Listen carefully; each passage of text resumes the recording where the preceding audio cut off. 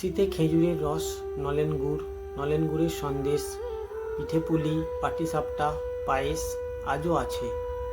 নেই ততোধিক মিষ্টি শীতের যাত্রাপালা।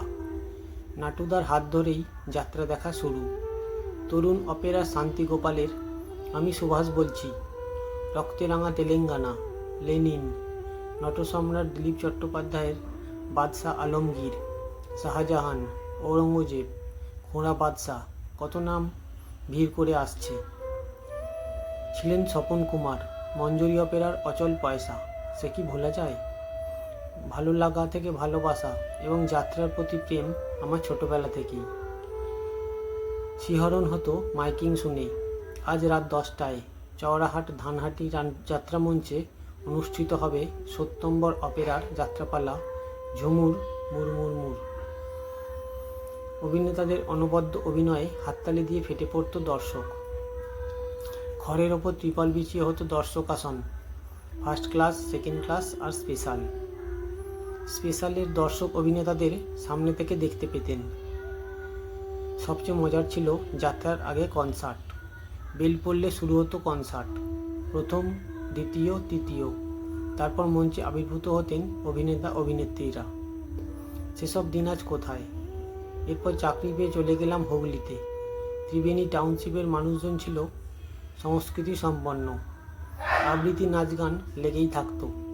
রিক্রিয়েশন ক্লাবের বার্ষিক অনুষ্ঠানে হতো সঙ্গীত, নাটক, যাত্রা, খেলাধুলো।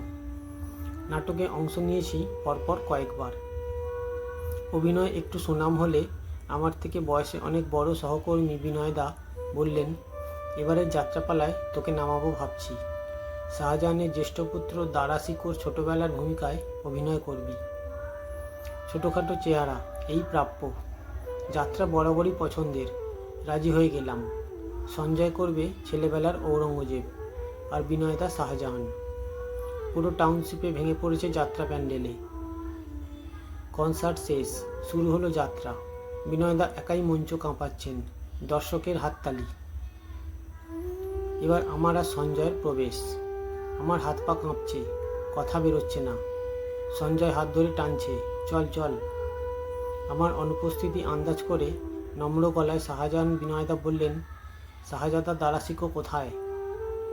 ভাইজান আপন কক্ষে, আব্বা হুজুর। আমার আর রোল করা হলো না। আমি গ্রিন রুমে দাঁড়িয়ে কাঁদছি। সবাই নিজের রোল নিয়ে ব্যস্ত, যাচ্ছে আসছে। বুঝেছি চারিদিক উন্মুক্ত মঞ্চে অভিনয় করা কত শক্ত।